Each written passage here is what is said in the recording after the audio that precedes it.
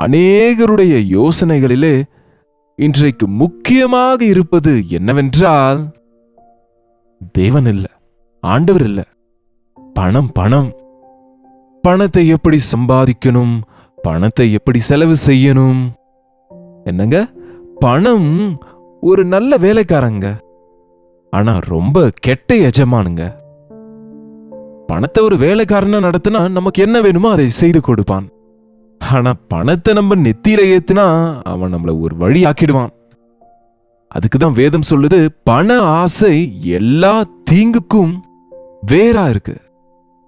இன்றைக்கு கவனிக்கிறங்க, அநேகருக்கு மனசுல நிம்மதி இல்லாம போவது, சண்டைகள் வருவது, கவலையோடு இருப்பது, பயத்தோடு இருப்பது, இது எல்லாத்திற்கும் மூல காரணம் செல்வமே, ஆஸ்தி. பணத்தினாலே இது போதும் நமக்கு என்று ஒரு ஃபுல் ஸ்டாப் வைக்க மாட்டாங்க. பணத்தின் மேல ஆசை இருக்கிறவங்க அதன் மேலேயே புரண்டு கொண்டு இருப்பாங்க.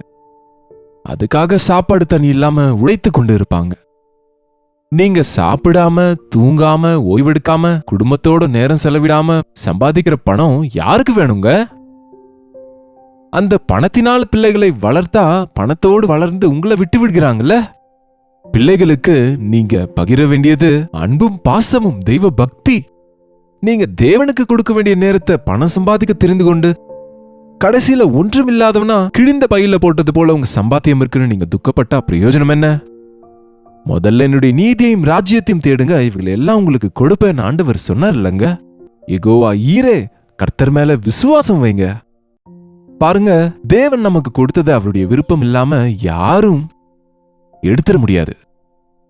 தேவன் நமக்கு கொடுக்காதது அதை நம்ம எவ்வளவு கஷ்டப்பட்டு சம்பாதித்தாலும் அது நமக்கு மீறாது. என்னங்க, இந்த சத்தியத்தை நினைவுல வைத்துக் கொள்ளுங்க, உங்களுக்கு பாதி பாரம் குறைஞ்சிடும், பாதி அழுத்தம் குறைஞ்சு விடும். இன்றையிலிருந்து பணத்தை குறித்து கவலைப்படாதீங்க. பணத்தை நேசிக்காதீங்க, பணத்தை பயன்படுத்துங்க. பணம் கொடுப்பார் ஆண்டவர். உங்க பிரயாசத்தின் பலன் கொஞ்சமா இருந்தாலும் ஆண்டவரின் கையில வைத்து ஜெபிங்க. நாளைய குறித்து கவலைப்படாதீங்க. தேவன் உங்களை ஆசீர்வதிப்பாரு, உங்களுடைய எல்லா தேவையும் சந்திப்பார். ஒருவேளை இப்பொழுதே நீங்க கடன் பிரச்சனையில இருந்தா, கடன் குழியில நீங்க விழுந்திருந்தா, கடன் கொடுத்து ஏமாற்றப்பட்டு நஷ்டம் அடைந்திருந்தா, இப்பொழுதாவது ஆண்டவரிடத்துல மன்னிப்பு கேளுங்க. இனி இப்படி செய்ய மாட்டேன் ஆண்டவரே என்று உணர்ந்து கொண்டு மனஸ்தாபப்படுங்க. உங்களுக்கு வர வேண்டியது உங்களுக்கு வந்து சேரும்படி தேவன் தம்முடைய காரியத்தை செய்வாரு.